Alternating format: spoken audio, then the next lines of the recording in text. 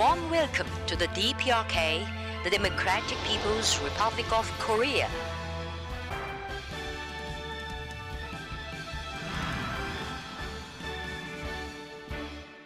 Salutare lume! Ce faceți? Eu am să vă prezint în acest vlog o mică parte din istoria Coreei. Pentru că, da, Coreea nu înseamnă doar prezentul zbuciumat și războiul fratricid dintre Sud și Nord, ci înseamnă mult mai mult decât atât. Coreea are o istorie veche și măreață, ce se întinde de-a lungul mai multor sute de ani, chiar milenii. Așa că, dacă vă place istoria, atunci rămâneți în continuare pe recepție și nu schimbați canalul și haideți să aflăm câte ceva despre istoria Coreei. În timpul vizitei noastre în Kaesong, oraș aflat chiar la granița demilitarizată cu Coreea de Sud, am fost și am vizitat un muzeu de istorie și niște morminte regale. Mai întâi, haideți să vă arăt Muzeul de Istorie Koryo din Kaesong. Maestre, imaginile!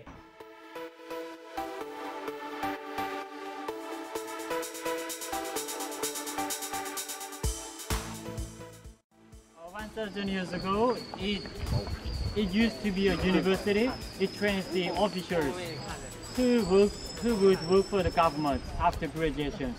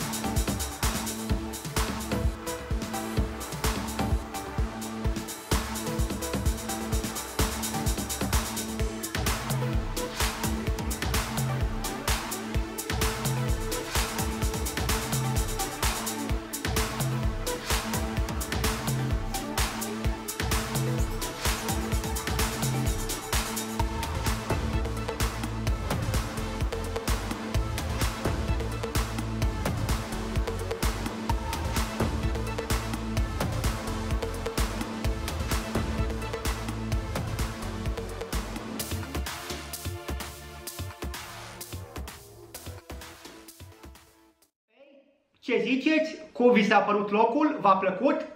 Înainte de a merge mai departe, vreau să vă zic două lucruri interesante despre acest loc.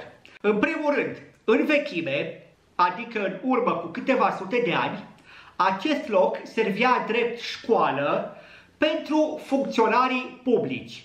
Și ca să vedeți, lucru interesant, și eu am făcut o asemenea școală. Și eu aș putea să fiu funcționar public. Ca să vedeți ce coincidență, nu? Și al doilea lucru foarte interesant pe care l-am aflat aici a fost următorul. Am aflat cât era prețul femeii în vechime în Coreea. Și nu mai fiți atenți aici. În trecut, o femeie valora nici mai mult, nici mai puțin decât 120 de monede. Vi se pare puțin? Vi se pare mult? Ei bine, fiți atenți aici. Tot în acele vremuri, o vacă valora 400 de monede. Da, adică cu o vacă îți puteai cumpăra 3 femei și să-ți mai rămână și bani de băutură. Ce ziceți de asta? De aici reiese un lucru foarte interesant. Dacă acum, în zilele noastre, să-i spui unei femei că este o vacă, înseamnă o insultă, atunci, în trecut, acest lucru era cel mai mare compliment pe care puteai să îl faci. Pentru că, practic, îi spuneai că este o scumpă, o valoroasă. Pe când astăzi înseamnă că este o grasă sau o proastă, ceva de genul. Ca să vedeți cum Aceeași expresie are sensuri diferite în perioade de timp diferite, ceea ce înseamnă că noi, oamenii, ne schimbăm și nu lucrurile. Interesant, nu? Oricum, dragii mei bărbați, ștergeți-vă de pe față rânjetul prostesc pe care îl aveți acum, pentru că să nu credeți că noi eram mai valoroși. Nu, nu, nu! Cu o vacă îți puteai cumpăra 3 femei, corect? Însă, cu aceeași vacă, știți câți bărbați îți puteai cumpăra? 4! Da, ați auzit bine, pentru că un bărbat valora doar 100 de monede. Așa că o femeie era mai valoroasă decât un bărbat. Lucru rămas neschimbat până în zilele noastre. Nu-i așa? Pentru că femeia este neprețuită, dragii mei. Din punctul meu de vedere, femeia este cea mai valoroasă făptură de pe acest pământ.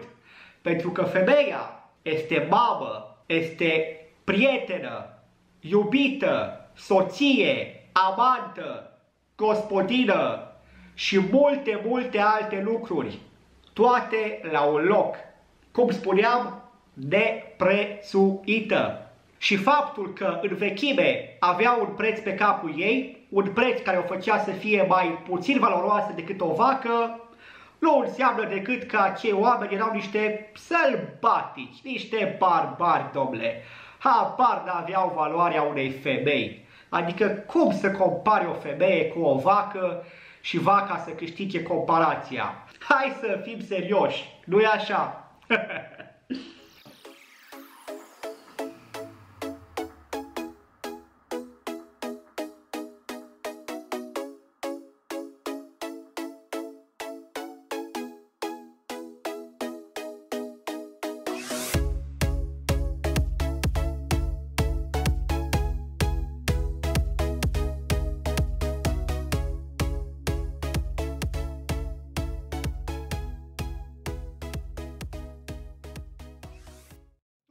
Ce am terminat de vizitat Muzeul Corio, ne-am oprit la un magazin de vederi, timbre și alte suveniruri.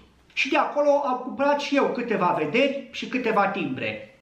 Acestea ar fi timbrele ce mi-au mai rămas și acestea câteva din vederile ce le mai am.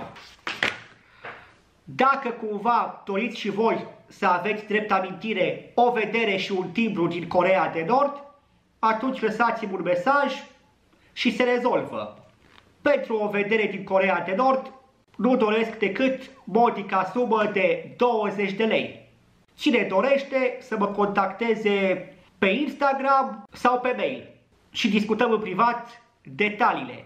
Bun, după ce am terminat de cumpărat suveniruri în acel magazin, ne-am îndreptat către mormintele regelui Kong Min.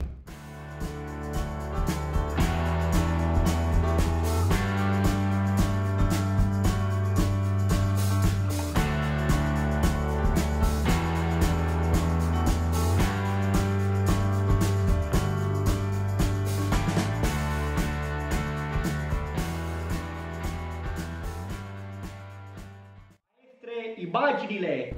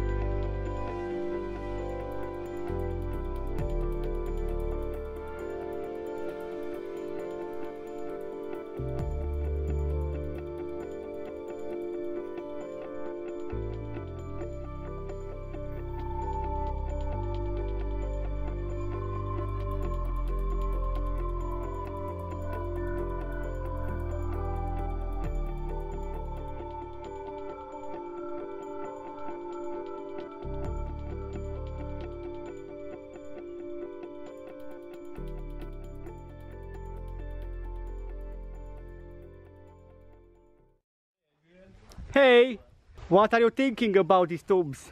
It's amazing. Amazing, right? One of the amazing places I ever see in my life. Oh, really? One of the oldest. Yeah. How old is? I don't know, like 1,000 years. 1,000 years, Yeah, I yes, think so, right. yeah. You get the story from the Yes, Feng yes. Shui? Unlucky people. Ah, okay. This is the wife, this is the king. King, yes. So I make a picture from the king. Make a picture.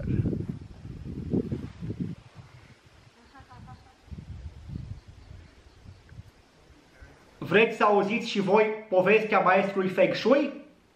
Dacă da, atunci ascultați la mine. Împăratul acesta, pe nume Kong Min, dorea să-și găsească un loc perfect pentru mormântul său și al soției sale. Și pentru acest lucru a apelat la tot felul de maestri Feng Shui. Dacă nu știți ce înseamnă arta Feng Shui-ului, atunci căutați pe net și apoi reveniți la acest video. Ați aflat ce înseamnă Feng Shui-ul? Bun, atunci să mergem mai departe. Și cum spuneam, a apelat la mai mulți maestri Feng Shui ca să găsească locul perfect unde să-și construiască mormintele, unde își va duce somnul de veci. Toate bune și frumoase, nu?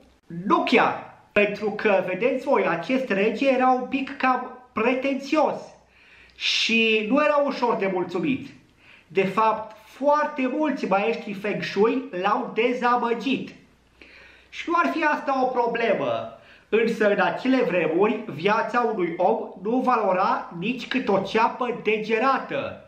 Și de fiecare dată când un maestru Feng Shui eșua în a găsi un loc perfect, regele ce făcea? Da, îl decapita, aia făcea. Păi, și-a decapitat mulți maestri Feng Shui. Până când, la un moment dat, un maestru Feng Shui i-a găsit un loc superb, așezat în vârful unui deal. Și ca de obicei, regele s-a dus să verifice acel loc cu proprii ochi. Și le-a spus așa soldaților care au rămas la poalele dealului împreună cu maestrul Feng Shui: dacă vedeți că ridic mâna, atunci înseamnă că nu îmi place acel loc și aveți ordin să-l decapitați pe maestru. Bun, zis și făcut.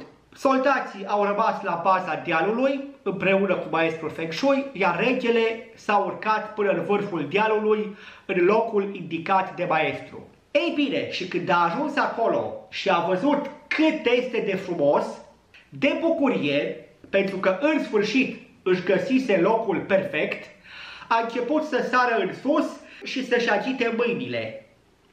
Soldații de jos, când au văzut că regele a ridicat mâinile, au crezut că nu îi place locul și au îndeplinit ordinul.